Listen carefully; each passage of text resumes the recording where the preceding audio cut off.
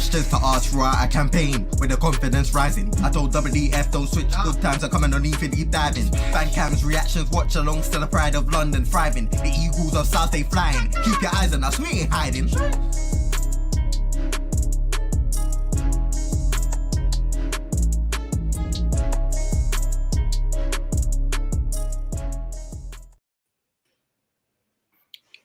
Yo, big up everyone. Hope you're doing well. We're approaching another game week. It is the Everton match preview. And, well, it's 3 wins and a bounce. I tell you what, our mood's definitely changed and stuff. But who would have thought that winning 3 games on the bounce will cause 2 Palace Twitter meltdowns? There's literally like pay-per-view stuff going on Palace Twitter at the moment. Yeah, we need to Eagle-eyed football boxing event. It needs to happen. Tell me about a live stream on the channel. We might have to. I'm hearing outside the club shop. I'm hearing the Colosseum. It's mad. I'm hearing Palace actually going for newspapers. It's mad. It's nuts. There's so much going on, and we're winning. Hey, so imagine if we were losing. Palace Twitter, is better than reality TV because it don't matter what result you get either end of the spectrum. Pause. It's just crazy. Because go back before, what was it? The Leicester game. Oh, we're getting relegated. Win the Leicester game. Oh, I never doubted Roy. Roy in for life. No, not even that. I saw some people calling for Europe after we won. I know. Whoa. But you know where I'm going with this. And then you look at the 5-1 smacking of Leeds and people were like, oh, never doubted Roy. I love Roy. But you're one of the people that were clamoring for him to go, me included. I know these people because I followed them because of that. Do you get me? So I'm like, no, it weren't like that, my guy. I know for a fact because, like, I was one of those that wanted him gone in the first place, but I've already held my apology. But yeah, 3 wins out of 3. But Everton, why does it have to be them? Oh no, it's coming at perfect. I'm not going. I see this as revenge, especially after last season. I know obviously we're at home this time, but last season we had the opportunity to send them down, which obviously led to the 100%. We got to take ownership on that. We bottled it. Then it led to the pitch invasion, and I won't lie to you. Yeah, I ain't forgotten about that. As a Palace fan, watching them the way they celebrated, especially as it was fraud Lampard as well. Oh, I'm so annoyed. We need to turn them over. So, I just want revenge for this season, bruv, because that 3-0 annoys me. Albert Lewin, the camel himself. This is a brother that can't score for love or money. You're joking. Homie's back for this game. Don't worry, he's made of paper mache. We just stick someone on him and bruck him up again. It's cool. Don't worry about it. Just bruck him up again. The man's made a Weetabix. And I've heard rumours that they're going to risk Onana as well. So they're bringing him up too. Yeah, they're bringing back all their two players. Of their best players. Job done, innit? So they could be messed up for the rest of the season. But if they win now, it's going to give them a lot of momentum. Yeah, so I'm not going into this as confident as I was during when we recorded Tactical, because when we did that, there were definite outs. But now they said they're risking them. Now it's a different story. Fair enough. Yeah, but JC, that could backfire on them horribly, though. That's the thing. Like, obviously, I understand what you're saying. If they play well and get the job done, then cool. But if they lose both of those players, it's curtains. Oh yeah, so of course. It's very dependent on how. Like, if they both make the squad, yeah, we could be in for a battle. But if either of them or both of them get broke up, preferably by Decore, because he likes to tackle. Then we don't want him to get a yellow though. Yeah, he's been behaving himself lately. 3 in a row. Once we're mathematically safe, he can go get that yellow, and then just have an early break. Well, honestly, but you know what? I'm not really mad at the likes of like Calvin Lewin and Onana coming back, because I just think we play better when the better players are there against. If that makes sense. I feel we get very lax when it seems easy. It's deemed easier, you know. Mm-hmm. So yeah, listen, we've just got a job to do. You know, we've got a job to do. Yes, we're 9 points above the relegation zone, but let's catch Chelsea. Let's catch Chelsea. Oh, I beg. Purely for the fact that an incredible season. Literally. But you know what? My bad. We got caught up in the emotion of this all. I didn't even do the rounds. JC, how you doing? I'm all right, you know. Back to work again. I ain't got 2 weeks off now. Work was mad this week. going back, everyone's forgotten everything and getting into the swing of things again. But yeah, nothing's changed really. I'm all right. What about you, mate? Nick? I'm good, man. I'm good. I'm just busy. I'm doing hella late shifts this week, so we're finishing at 1:30 in the morning. But I'd rather that than finish at 7 in the morning, because at least I can go to bed at a sensible time. But yeah, man, I'm good. I've enjoyed not watching Palace and not having my blood pressure go through the roof. Because during the Southampton game, I was working. I was up and down on the line, and I heard 1-0 Palace. All right, cool. 2-0 Palace. Wait, what? And then somebody on the line told me, oh, yeah, no, you lot won today. I'm like, 3 in a row. You know what, Roy? Yeah, I stand by the apology, but I'm good, mate. I'm good. Just, what was that? I don't know if that was a cat.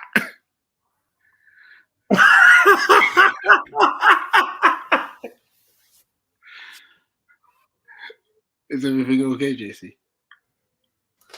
Yeah, it's just the foster brother doing a stupidness right now. Oh, snap. Okay. Yeah, man, I'm good. How are you? Yeah, you know what? It works me mad. Listen, when I mean we've had fights in the school, like it's been crazy. So I've just been fighting fires, basically. You know. So it's been a tough. Yeah, just even a lot of scraps this week in school and stuff. So yeah, it's been a crazy first week back. But hey, it's all part and parcel. All part and parcel. Big up Rush. Mate, that's it. 100%. We got Rush. Happy belated birthday, by the way, my guy. Yeah, for real. 100%. Happy belated. Big up to the chairman. He's one of our own. And I mean, that could be a nice talking point actually after the comments about him potentially going like as a mentor and such. Palace are cooking. We're trying to follow Villa's. I'm not gonna lie, Villa are cooking. Like we're just trying to follow. You know, like Villa done a madness. All our gents, wish we win 5-0 this weekend with Elise on the score sheet. W Palace, big up CP23. Oh no, what's his name? That's a sin bin right now, man. Oh, that's terrible. I reckon Palace could finish above Chelsea. I really hope so. Really hope so. Mathematically it's possible, but goal difference would need a massive swing because we're -6 behind them at the moment. So unless we bag 7 against Everton and Chelsea don't win, I don't see it, but you never know. We'll do it on points. That's all good. We'll do it on points. Yeah. That's good. Yeah. Big up for tagging those here on us on the Twitter. I'm gonna watch it after this. But apparently there's a photo display, so definitely interested to see that off of DR Sports. Whereas Matt, he's going to be here in about 10-15 minutes or so. He's just making his way back home now.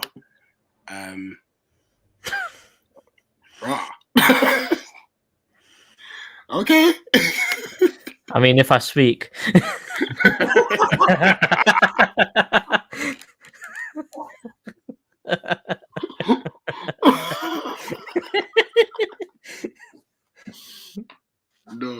No way you just said that. No.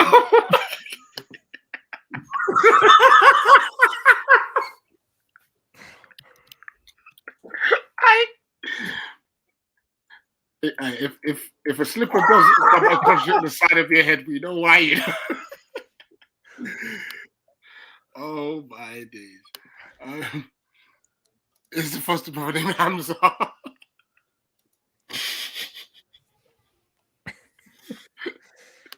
We can never forget Slippergate. Big up, my bro. What a stream that was.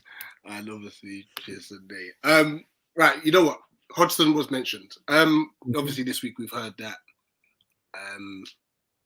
we're basically looking for him to become like the mentor to the new manager and stuff. Nate, what's your thoughts on this? I'm in favour of it.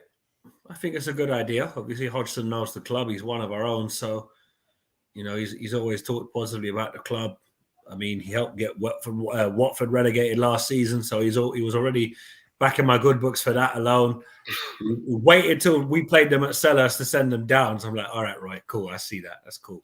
But no, honestly, I think it's a good idea because obviously Vieira came in straight after Roy. A whole heap of players had left, had to bring in a whole heap of players, wasn't back properly. But having someone there who knows what this club is about from its identity, from its roots, who is a South Londoner himself, it could be the best thing for us, but there needs to be a step back from Hodgson as well, where it can't be a case of, it's Hodgson upstairs, and he's looking down on the new guy. But if he's there to tell him, listen, the fans here don't care for this or that. They just want to see good football and push up the league and be a bit more ambitious. And ideally, flood some youngsters through or sign younger players from lower down the league and give them a platform to raise up, because I'm tired of having players like Riedewald on the bench and Milivojevic and all these, man. It's like they still play for us. How did we forget to sell these players? Cancel their contracts. Just get them out of the club. But but in terms of Hodgson, I'm in favour of it. I think it's a good idea because it does give the new manager an idea as to what he's walking into, because he's got someone who's done it not once but twice now at the club. Obviously, Ray Lewington there as well has got history with the club as well. If you go back way back in the day, Ray Lewington was here as a caretaker manager, I think, back in the day. So there's good storied history there between Hodgson, Lewington, and Palace. So I'm in favour of it, but it depends on who that person is. Obviously, we've heard rumours about a certain person. We've kind of aired our views backstage, but I'm in favour of it, is what I would say. Yeah, JC? Yeah, I think if you're talking about the manager, I think Roy just sticking around for a little while is nothing but good, really. I heard that Parrish is the one that actually asked Hodgson if he wanted to do it, and he said he's more than happy to. I think the key things is he knows the club, as Nate has already touched on before, but he knows how to get the best out of certain players, doesn't he? He knows how to get the best out of Eze. He knows how to get the best out of Mitchell. He knows how to get the best out of like people like Maka. Like when he comes on, we've got a whole different dynamic of the team. We completely changed shape again. I think that with Hodgson, you've got that defensive rigidity, but then he also knows how to play players like Eze. Like he's a man reborn, really, isn't he? Ever since Hodgson's come in, and I don't think any of us can really say anything now. Like put it this way, Vieira got everyone that I know thinking that Eze was finished, and Hodgson's come in, put him in the right position, gave him the right tactics, given the whole team better training, which is another thing that I've heard about when it comes to Vieira. Apparently the training was dreadful. And now just look at the team, and it's nothing but a help to the new manager to say, look, here's what we are doing currently. We're currently doing well, so you can build off this. We're not trying to tell you how to manage, but,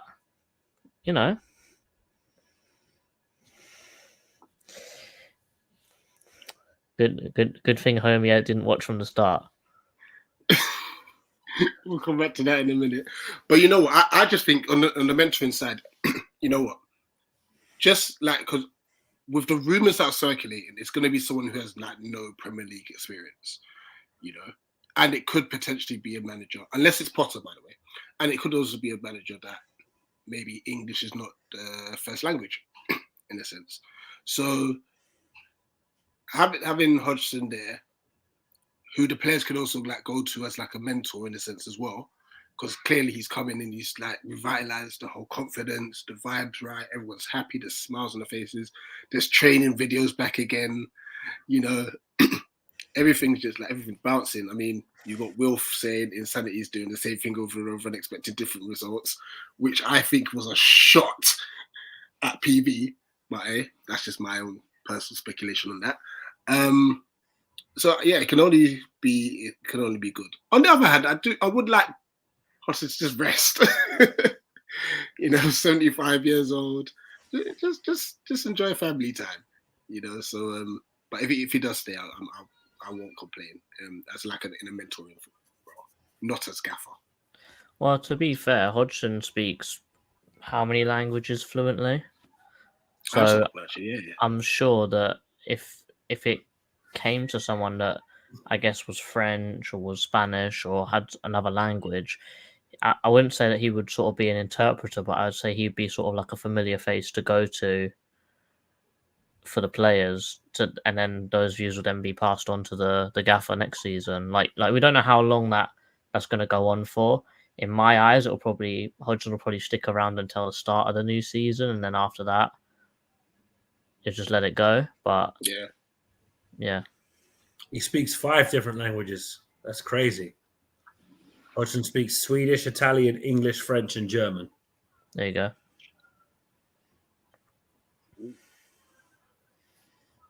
That's mad, but fair play to Roy. Fair play to him, 100%.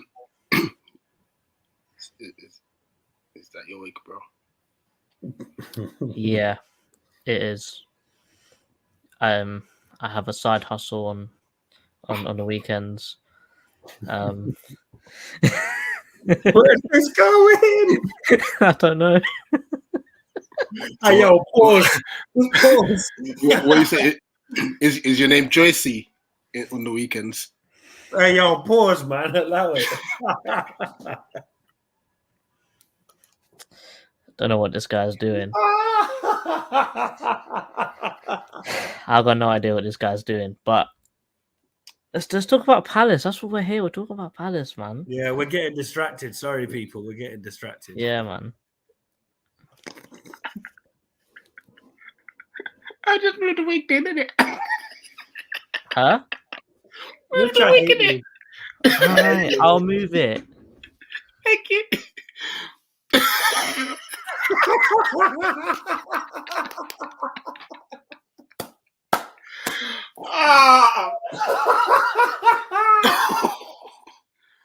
I'm not gonna lie.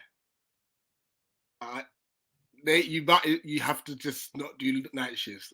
It is carnage when we're all 3 of us on this. It is carnage. Bro, it's out of my hands. I can't. I get the shifts I get, and most of my normal shifts end at 9. Man. But hey, enjoy these moments while I'm on, people, because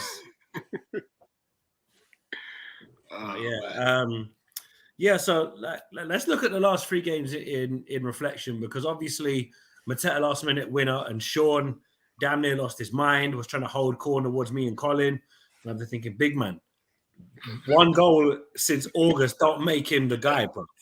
That's just not it. But you celebrate his win, innit? Then we bad up Leeds. Has Steve recovered yet? I don't think he has, because you know how much he loves Leeds.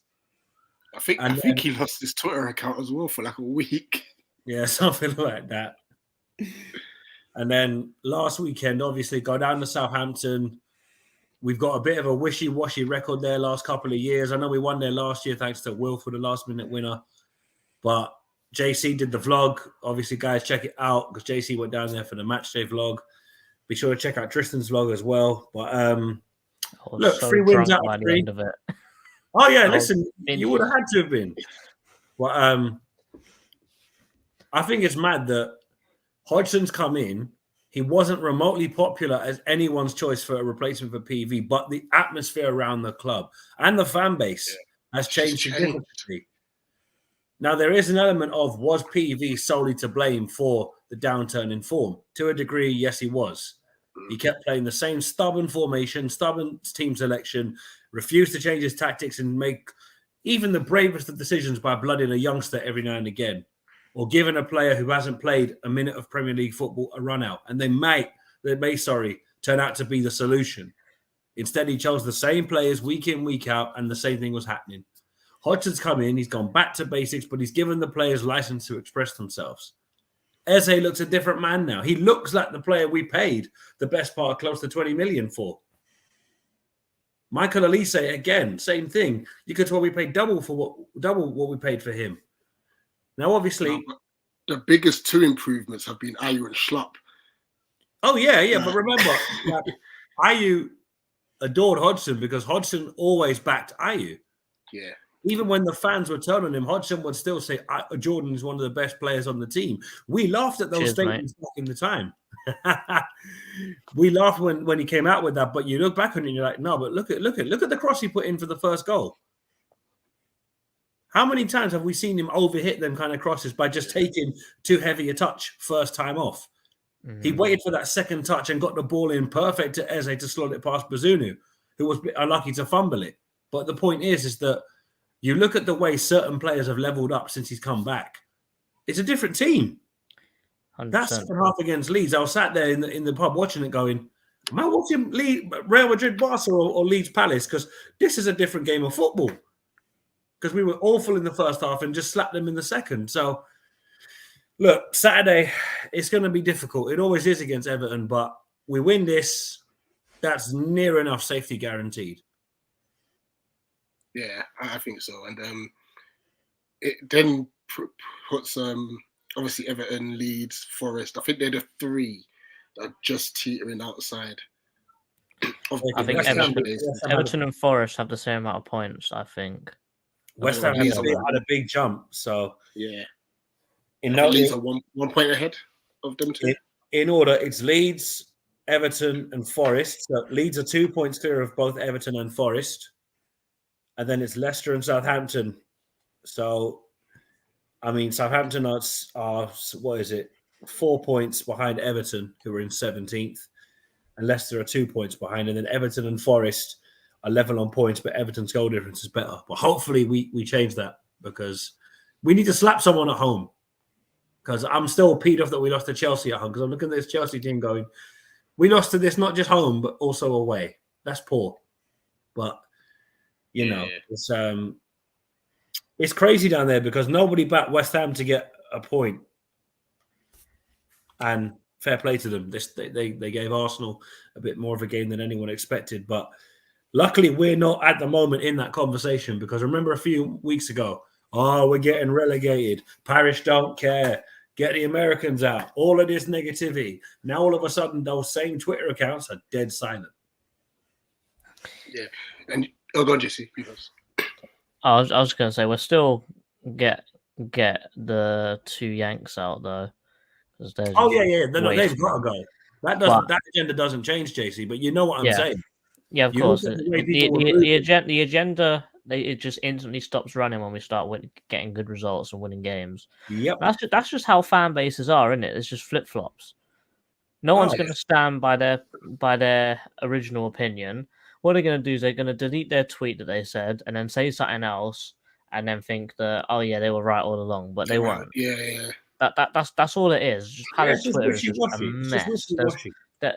There's no reason to even read anyone's tweets about their opinion because they're going to bloody delete it in 2 hours and change it. And you're thinking, well, what's the point? Yeah. And what I was just going to say regarding, obviously, the points that we've picked up, I think that what's been key is that we've picked up some points where other teams around us picked up points as well. You know, especially that Leeds one where, was it Bournemouth, West Ham and Wolves all won? Correct me if I'm wrong. And they picked up points or something like that. And it was like, whoa, we need to win. The big week was the Leicester one and the Leeds one because I think Bournemouth beat Spurs. Leicester. No. Bournemouth beat Leicester, didn't they? Yeah. Yeah, I think Bournemouth beat them. I think Wolves beat Chelsea. Yeah. And it was West Ham beat Fulham. Fulham. It was a really huge week. I think Forest, did they draw with someone? But basically, lots of people lost to Villa. Yeah, loads of people were picking up points and thinking, you know what? If we didn't actually get that win against Leicester, we would have started off really rough. Yeah. But because we got that instant win, boost of the 3 points, and then instantly doubled it with another one against Leeds, jumped 6 points instantly. We bridged the gap already. And then that third win, I think that really solidified us out of the pack now. We're adrift in the good way. Yeah, 100%. Let me just do these 3 comments before we bring in our guest. Chairman said that his liver's only just recovered from Southampton away. Can't blame you, Chairman. Can't blame you. Listen, all we're going to say, the weekend of the 27th, 28th of May is going to be mad. Trust me. Look out for what we're looking to produce that weekend. It is going to be carnage. You better believe. You better believe. I go Villa don't have to play Palace again. You know what? Palace versus Villa now will be tough to call. Because both teams are just on stupid form. Yeah, I'd still back Villa though. They are incredible. No, I back Villa. They're cooking right now. They're moving mad.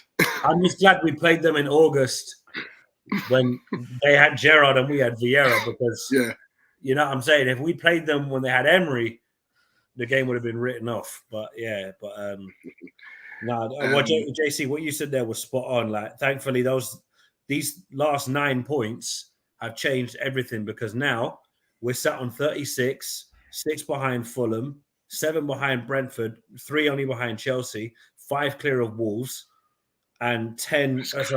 And what is it? Should be 9 clear of 7 clear of Leeds. Yeah, and 9 clear of not Leicester, Forest, isn't it? And Everton, I believe. But yeah, big up UK Pat. And lastly, so is Matt Hyden with the rest of his team will go on. Oh, well, JC, we tried to give a nice little introduction. Before we pull Matt in, we're going to play a clip. Ask for anything more, my friends. Absolute brilliant performance from the lads. 3 new signings, 3 goals, 4-0. Everton, send it back to Merseyside, my friend. Come on, lad. And that is one of our owners. What are you saying, Matt? What's good, Matt? What's happening, lads? I was going to say it was worth the wait, that wasn't it? 100%. First thing first, talk to us team news. What's the team news looking like on your end? I think the core is still out. I think his 3rd match of his 3-match ban for poking Harry Kane in the face. And then Onana is in contention. James Coleman's missing out.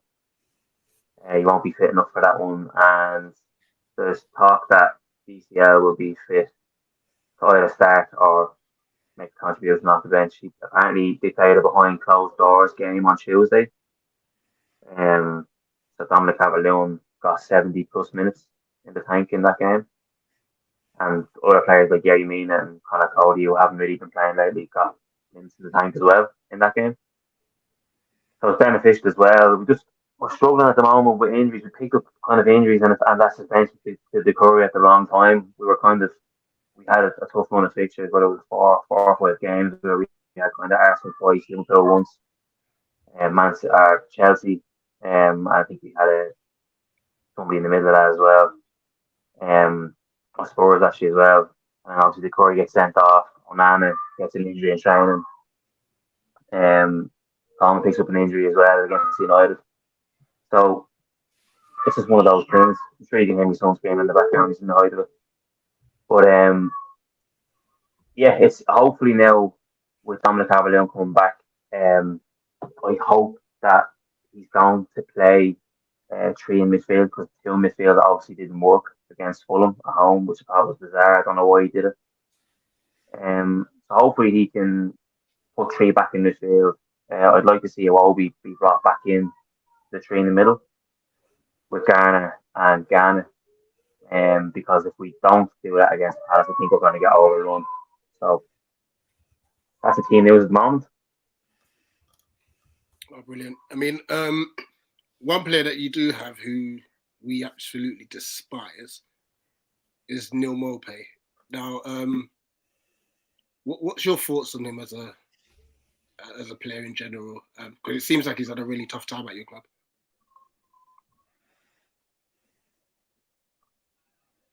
I think I feel sorry for him in general because I think he was brought into a team that we don't play the way that suits Neil Maupay. Neil Maupay is very one-dimensional striker. He's kind of like a fox in the box type player in and around the edges. But he's not going to get that at Everton. He's not going to get those opportunities at Everton. I think he scored a goal against West Ham at the start of the season where the ball kind of broke to him and he took a kind of first-time shot. They're the type of goals that he scores. He's not going to get those opportunities at Everton. I mean, I think he's lacking confidence now as well because under Frank Lampard we were recalling Ellis Sims from Sunderland to play ahead of him and stuff like that. So he's a striker that's really lacking confidence. And so I think he's a good striker. I think in a system like Brighton's where they have a lot of attacking players like Trossard and Pascal Gross and those players kind of making chances, and he's that kind of fox in the box player that will feed off the second ball, but he's not going to get that at Everton. So there's talk of him that he's already moving on. Salfanita, I think, an Italian team, were interested in him. So I think Everton are going to try and move him on in the summer. And I don't think it really matters if we stay up or go down, to be honest with you. But yeah, he's not suitable for the way Everton want to play. And I think if Dominic Calvert-Lewin stayed fit, then Neil Maupay wouldn't have been bought in the first place, We're going to talk about potential relegation threat. We'll do that after the combined 11. But last question, what are your thoughts on this weekend's game, and how do you see it going?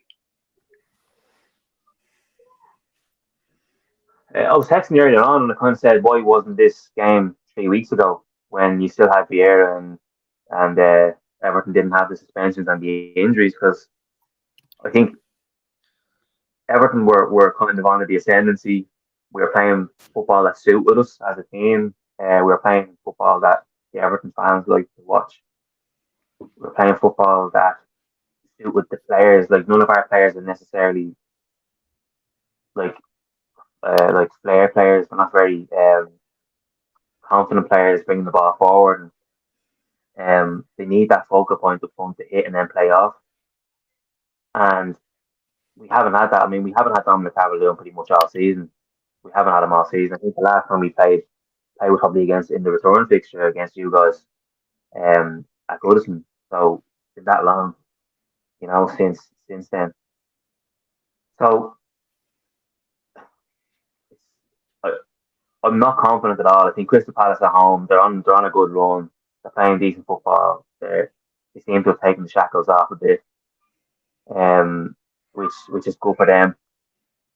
And yeah, I think I'm not confident at all for this game. I think if Dominic Calvert-Lewin comes back, I think we might have a chance of maybe scraping the draw.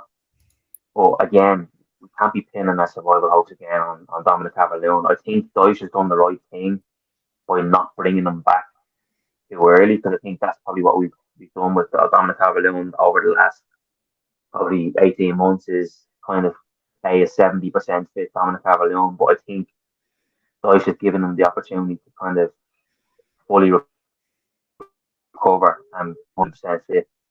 Well, at least 95% fit. So hopefully now we can grab something from this game. I'll take a point now, to be honest with you. And then we're just going to have to hope that the DCL gets through it. The Corey comes back in. We can kind of get back to that same team. Because before the Corey got suspended and before Coleman and Onana picked up those injuries, Dyche never made that many changes. I think we had 4 or 5 games in a row where we had the same starting 11. The only changes he might have made would have been the striker. It was either going to be Ellis Sims, or maybe he'd have Gray up top and kind of Wobie out on the right or whatever, and Dwight Neal on the left. That was the only kind of changes he made. So I'm hoping once we get through this weekend, if we can get through this weekend with a point, then we can kind of go back to where we were with Dominic Calvert-Lewin in the front, because we're going to need him for the last 6 games. To be honest, we're going to need all the hope we can get, because at the moment, I'm not confident after last weekend's result against Fulham. Fair enough. Combined 11. Now, we've done this a couple of times, obviously, with you, Matt, and it's more about interesting debates. Obviously, when I told you this time you got to do it again, you were like, "Oh crap!" But I'll leave you in the capable hands of JC. I'll leave you in the capable hands of JC. So, you've done this before, Matt, and I remember you you being stressed about it. And remember that you have to have at least 3 players from each team. So that may be only 3 Everton players, and that may be only 3 Palace players. But we're going to let you go through the whole team, pick out the team, and then afterwards, me and Rich will go through and let you know our thoughts and how we would change it if we would change it. So, starting in goal. So you they put the opposition team goalkeeper in because you don't like your own goalkeeper, is it? Well, remember, it's your one first, so we will go around and change it if we want to change it. So I'm guessing that you want Pickford. Yeah, I think he's the best player in our team anyway, so I think he probably deserves to be in goal, and he'll probably be one of the 3 Everton players I'm going to pick. So, all right, let's go to left back. Mitchell. Okay. Left centre back. Tarkowski, and then I'll left you with the other centre half because we don't seem to know which other centre half is supposed either. So Tarkowski, and then either Anderson or Gagey, I suppose.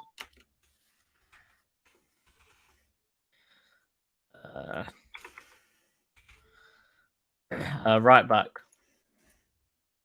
But Coleman's injured. So you said it has to be for the players that are playing this weekend, isn't it? Yeah. I suppose have to be Patterson then. I'm not fond of your right back. Let's go the central of midfield.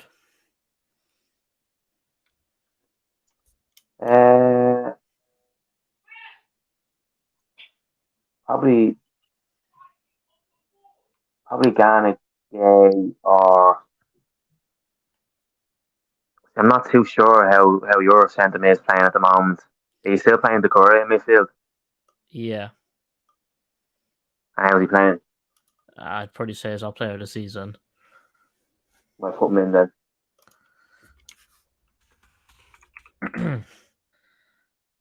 Let's go left centre mid.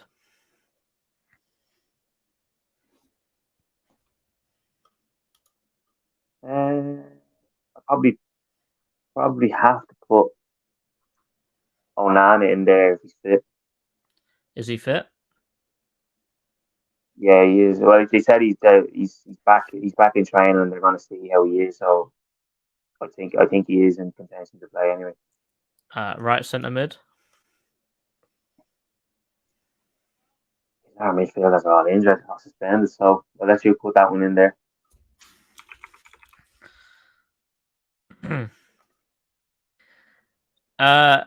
Let's go left wing. Obviously over McNeil anyway.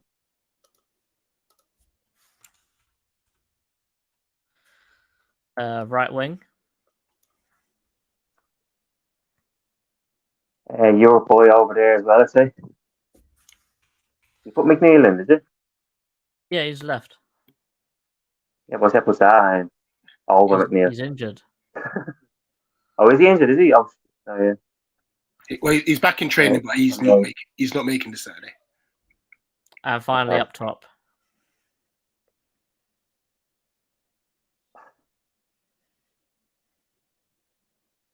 Like if a fully fit Dominic Calvert-Lewin gets in the team, I just don't know if I'll say, but put Dominic Calvert-Lewin anyway. Let's see. I think he's terrorized you the last 5 he played against it. So. Okay. So, Rich. Yeah. We already know who we're changing here, right? So who did we have? Yeah, the centre back. That's Gay and Anderson. Definitely. and such. You know what? The McNeil shout, just because there's no song, I can't really complain about. And at least they still got their 3. Can Damari Gray play on the left? Ooh, that's a Yeah, he shout. can. But I don't think Dyche actually likes him. To be honest, I think he likes him just for running down the channels. All right. Well, if Dyche rathers McNeil, then we'll go for McNeil. But McNeil's done well this season, to be fair. He's come up with a few goals as well. Like, mm-hmm. works hard.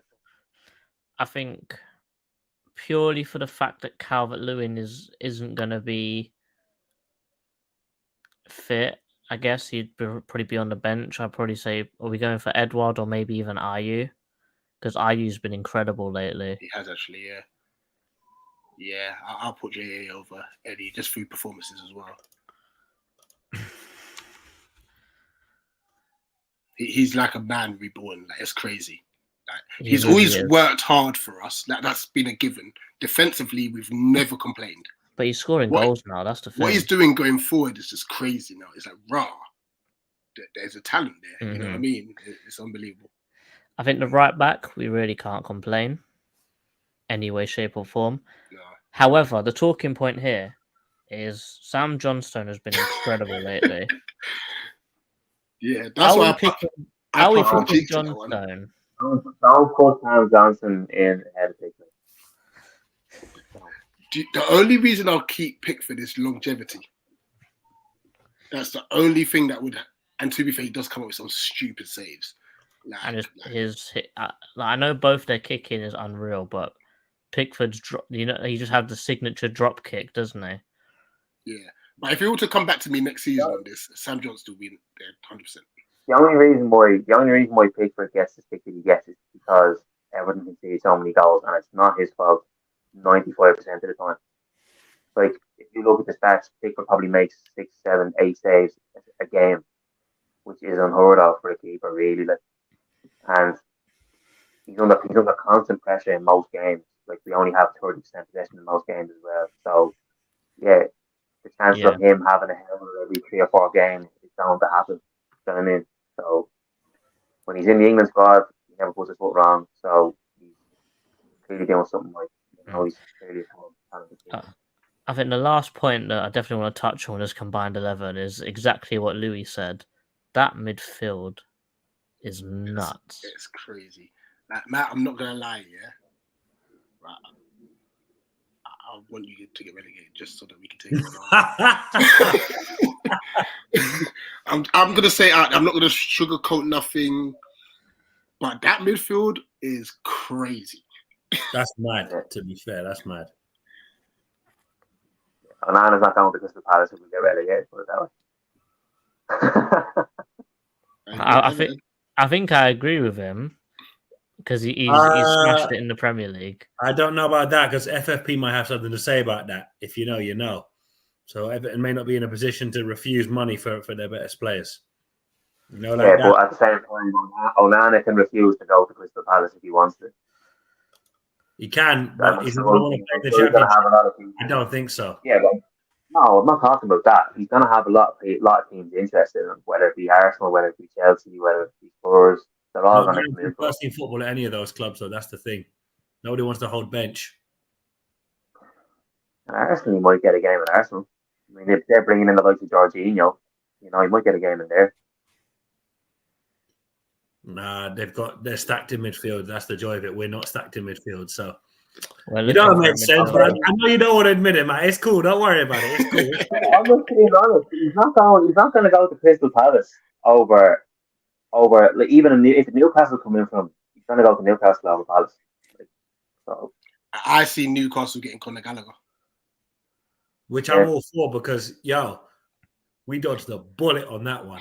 No, I see Newcastle getting Maddison. I can't lie. Ooh, actually, yeah. That's a shot.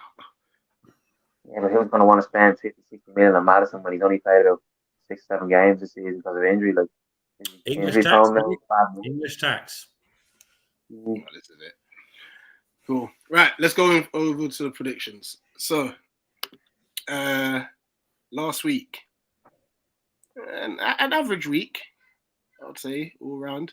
loads of incorrect sort of scorelines. Obviously, Bournemouth won, shocked a lot of us, and also like the Wolves won. Right, I went rogue on the Forest game. I thought their home form would have helped them. You went very rogue. I went mad with that West Ham Arsenal. I was thinking, come on, surely Arsenal will slap West Ham. Nope. Arsenal decided to do a Tottenham. I was like, oh, cheers, Arsenal. Nice one. Nah, this is it. We should obviously. Here's the score. Like, I've definitely created a crazy gap here and stuff. But I'm not gonna rest on my laurels. There's still plenty of games to go, as the cliche says, and whatnot. But that fight for second place, is heating up. 4 points between Nate, JC, and Dan. Guys, as everyone knows, Nicky knows, he's doing the chip challenge. He's doing the chip challenge. Well, snitching it ain't fun, bro. It's peak.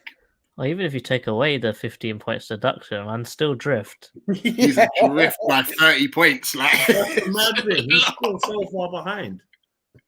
It's so long.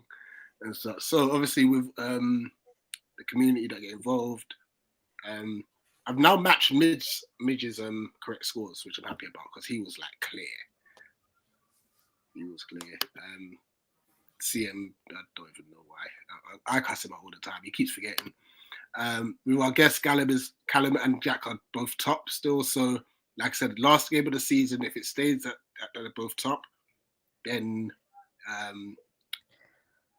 playoff last game of the season. Yeah, playoff, 100%. It's the mid-table up. And bottom is still Patrick from Man City, who I've told him, has he got a decent singing voice? He says no. So that should be entertaining and stuff. It's peak for him at the moment. Yeah, so basically both forfeits will be done at the same time. So Patrick and Nicky will do their forfeits at the same time on the same stream. All right. Fortunately for you though, Matt, you're just doing it to get the guest points up. You're not going to join the leaderboard. The only reason being there's only 8 fixtures this week. Because of the FA Cup semi-final. Because of the FA Cup games. Okay. However, if you would like to join the leaderboard, what we could do instead is we could then have you do the midweek games next week. Because there are 10 games. Can I not just predict the semi-final? No, it's Premier League only. Premier League only, yeah. We might change the rules for next season, but we need to discuss that at the end of the season because we brought in a heap of rules this year. We're going to change the rules again next year to make it even more competitive. Yeah. So it's your choice. Some prediction the Man United game, to be fair. Like, what's the point system again? I just need to beat 2 points. You just need to, So if you get a correct scoreline, So as you said, Chelsea versus Brighton. If some of us, me and JC said 2-1, and it was 2-1. That's 3 points. If you get the correct result, so if you say, okay, Palace, we said Palace are going to beat Southampton, and they did, but we didn't get the correct scoreline. That's 1 point. Okay. Put me in for the 8, and I'll try and get more than 3 points for the 8 games. Is that what we're doing? Yeah. No, I'll do that. All right, listen, if you do... I'll do it, yeah. All right, what we'll do is pick 2 fixtures and they will double point. We'll double point them. If I finish on 2 points, me and Patrick have to do a duet.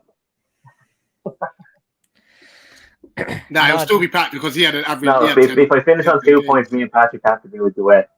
I think the double points thing's a bit mad, because if he gets 2 correct scores, then that's that'd be a bit. That's 12 points. That's nuts. No. All right, how much if we say if he only gets 2 points, he still is above 2 more Patrick. games? Or could he go above Patrick because he's had done it with 2 less games predicted? No, I think that he should, if he does the 8 and he's below Patrick, I think he should do 2 midweeks as well. Okay, so find 2 games to do. All right, yeah, that works. Because then it's still fair. Because if you just give him 2 points just for taking part, then Patrick will be upset. Or I would be upset if I was Patrick. Patrick can't be upset for nothing. 2 points. I have to do with the 8 games this weekend and I'll beat them. Grand. All right, let's fight and talk. So no, just 8 games. He said it himself. Just the Everton have to play Man City because you know what? It could pop off if these two play each other. You know, that could be a beatdown. Yeah, we do that. Imagine if they're the playoff as well. They have to play off at the bottom as well. Oh, that'll be wicked. That'll be a joke. Ready? Arsenal, Southampton. Oh, and just me. Yeah. Only you, Nat. Arsenal to win 4-0.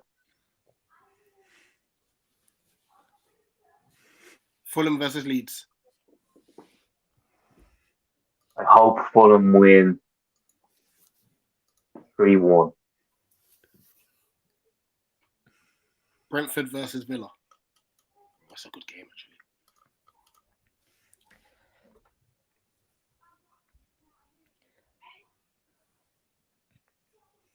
I think because Brentford are at home, I'll predict 2-2 draw. The big one. Palace Everton.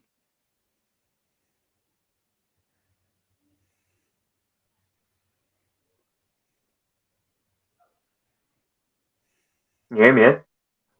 Oh, you're back. I wondered, did you freeze? Yeah. Palace versus Everton.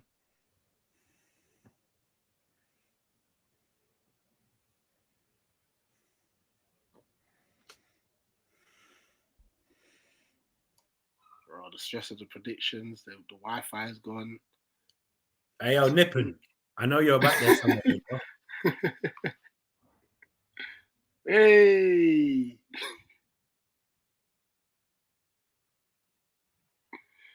Here are the remaining fixtures for people to put their predictions in the chat as well. Liverpool versus Forest, Bournemouth versus West Ham, Newcastle versus Spurs. Is there a game missing? Leicester, Wolves. Thanks. Is that the last one of the set? That was the one that was missing from Nicky's original one. Yeah. I knew there was 8 games, and then when I just counted that, it was 7. Has Nicky corrected it? Not yet. Oh, he has actually. Yeah. Well, when I done it, I don't think he did. But I had to edit my one. A lot of people haven't added Leicester. I haven't put mine in. Wait, I haven't put my thing. Right, this is the thing with Nicky, right? He gets so cocky about, I'm going to try and take over the predictions league, and then he realizes, oh wait, I didn't add the Leicester game. It's not easy to do like admin stuff, you know. Yeah, Nippon strikes again. But even if he's not here, let's talk about Everton and their fight to stay in the Premier League. It's going to be tough for them, you know. They ain't got the easiest run in the world, and also with the injuries that they've got, it's very tough for them right now. So, as he said, Calvert-Lewin not rushing him back is probably the best thing to do, but they're really banking on him coming back and hitting the ground running, because if he doesn't, then, you know, that's going to be one of their aces that isn't firing. Yeah, 100%. Matt, you there?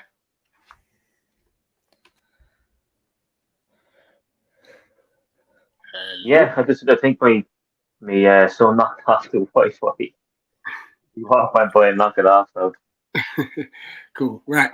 Palace Everton. Did you get my last result? Did I say, what was it, 2-2 between Brentford and Villa? Yeah. Villa was it 2-2? Yeah. Yeah. Palace versus Everton. Yeah. Who's the next one? Palace Everton. Yeah.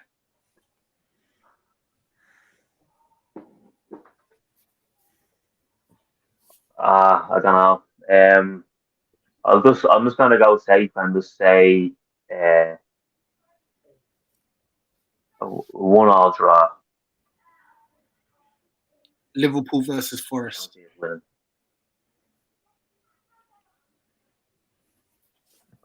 I hope Liverpool win. They better win. and I can see Liverpool winning 3-0. That's how you know it's desperate times that Everton fans want Liverpool to win a game of football. That's how you know it's bad. Bournemouth. I do not care. As long as it's 3 teams worse than us at the end of the season, I don't care. No, I hear that, but it's like us wanting to watch them and win. It's just like I'd literally rather anything else in the world. Literally anything else, but actually, like Liverpool were playing Leeds the other day. Like Liverpool, Everton.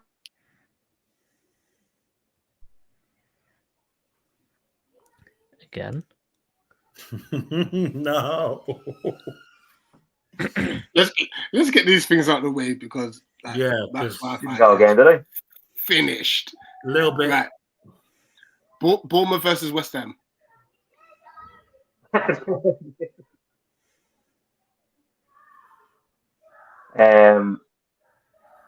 Oh Jesus, who do I want to win that one?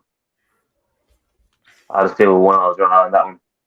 You draw probably the best result there. Newcastle versus Spurs. I can see Newcastle winning that one. I'll do Newcastle 2-0. Newcastle. And lastly, Leicester versus Wolves. Wolves hopefully win it. So I'm gonna go Wolves 1-0. Cool. All right.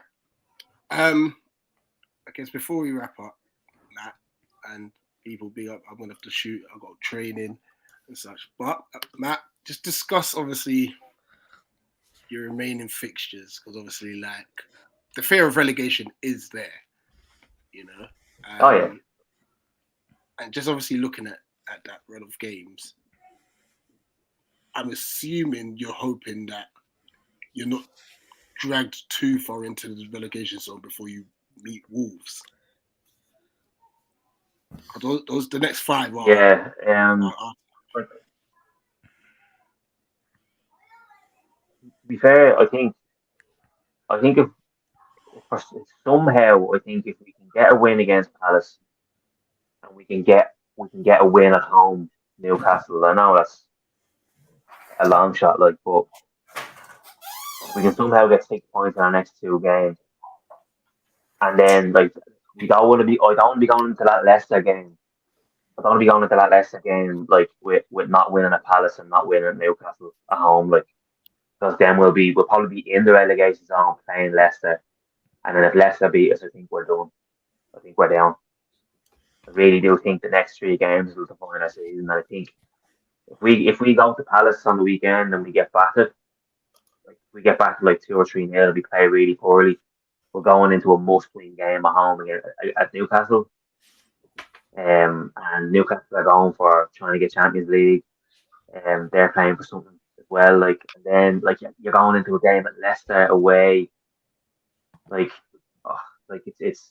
I think if we don't get at least minimum 4 points in our next 3 games, I think we're gone.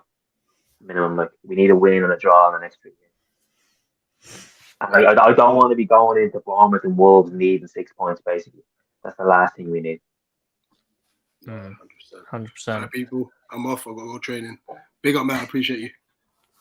Yeah, sorry about the lateness. And sorry about my nipple Wi-Fi as well. Nightmare. Happy that's all right. Hey, it happens, bro. It happens. No worries, man. No worries. Happens to us. JC, Nate, big up. Yeah, big up, Rich. See you later. We're gonna wrap this up now, anyway, folks. Yeah. So, Matt, as always, thank you very much for coming on. Please shout yourself out, make yourself known, tell the people where to find you. Yeah, so just on Twitter at the moment. My son is coming in to say hi. Come on over here, say hi. Look. I'll say hi to them. Look. With everyone on YouTube. Hello. All right, say up the puppies. I'll be out to you now, buddy. Just on Twitter at the moment, Smitty2. No longer affiliated to any other channels at the moment. So you can find me on Twitter ranting and hopefully a bit more positive on the weekends coming up over the next 4 or 5 weeks. Sweet. Yes, guys, thank you very much for watching. This was the Everton match preview with myself and Nate. As always, like, share, subscribe, and yeah, we'll see you in the fan cams or whatever we've got coming. So, as always, not up the toffees, up the palace. Up the palace. Eagles!